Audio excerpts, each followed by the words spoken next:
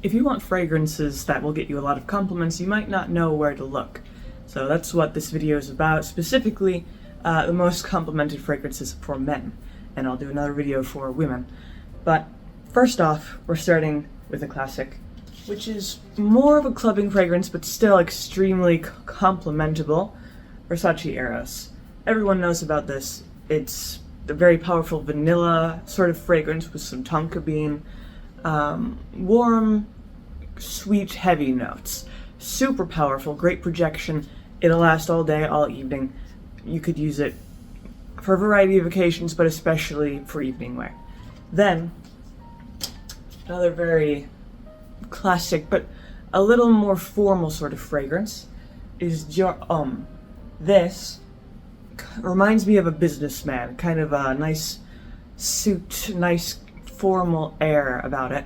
A very fresh sort of fragrance, and with some very unique iris notes, which give it a little bit of sweetness, but not too much, so it's a very versatile sort of fragrance. Definitely more daytime, although it could be used in a more formal evening sort of outing. Then, for a much more refreshing, crisp, outdoorsy sort of scent, Terre de Hermes, specifically Eau Givrée. This is primarily juniper berries, so kind of like green, similar to pine, a little bit sweeter. Very crisp, but there's some ice notes, so it's a little bit cold. This is delicious, in my opinion. Super, more on the natural side. It's not super musky or, your typical masculine fragrance. So it's definitely very unique, surprisingly powerful. You're bound to get compliments with it. The next one on the list is another classic from Versace, Dylan Blue. This is more versatile than Versace Eros, because like I said, Versace Eros is more for clubbing, going out in the evening parties. This is sharper, crisper, a little bit more, I suppose, sophisticated. Very unique notes. There's some bergamot, grapefruit, fig leaves, aquatic notes, that sort of thing. So definitely sharper. It doesn't have the same warm sweetness that Versace Eris has. Very powerful, great projection, and great longevity. Next is Diptyque, specifically Fleur de Peau. This is, again, not your typical masculine fragrance. It has plenty of floral notes. I believe there's some pink pepper thrown in there.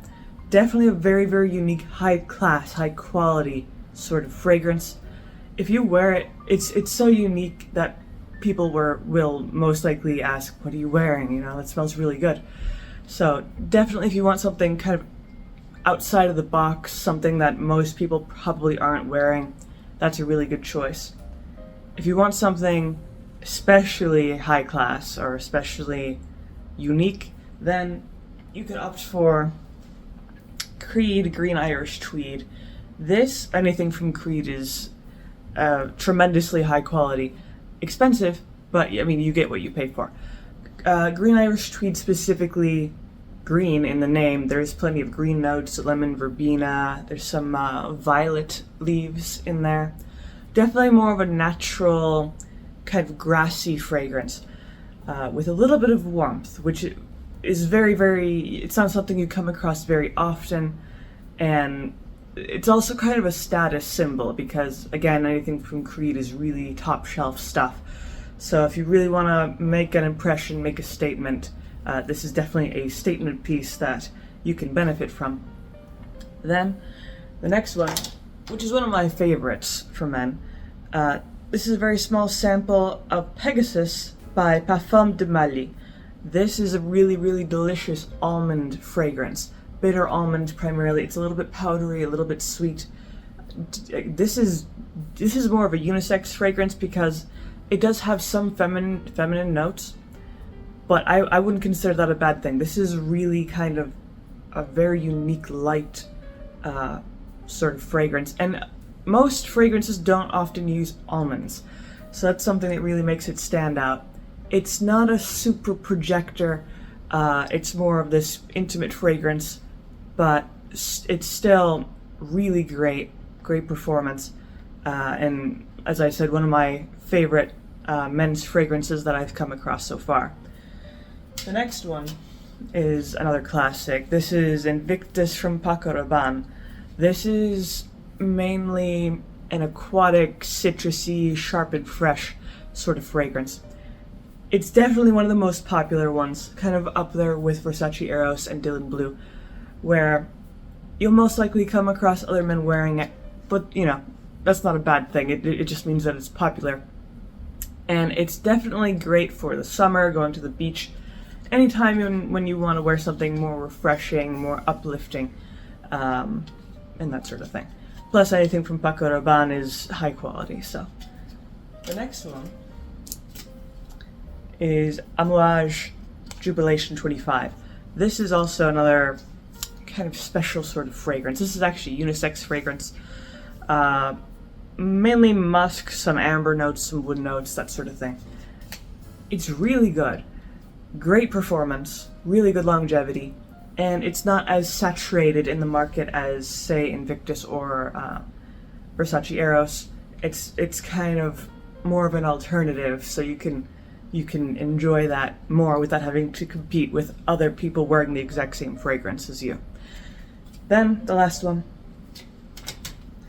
is Christian Dior's Ambre Nuit, Amber Night.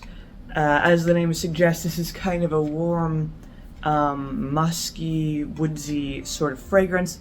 Really, really delicious. Perfect for the evening. Anytime you're going out for the evening, whether it's for a party or for a more formal occasion, a nice dinner, this is a really good, classy, sophisticated option. Definitely, you're bound to get some compliments with this. It's anything from Dior is gonna be great, so can't go wrong with that. And that's pretty much everything I have on my list. So if you have any opinions about these fragrances, you can leave those down in the comments below. If you liked the video, leave a like, maybe subscribe, and I make videos throughout the week, so stick around for those.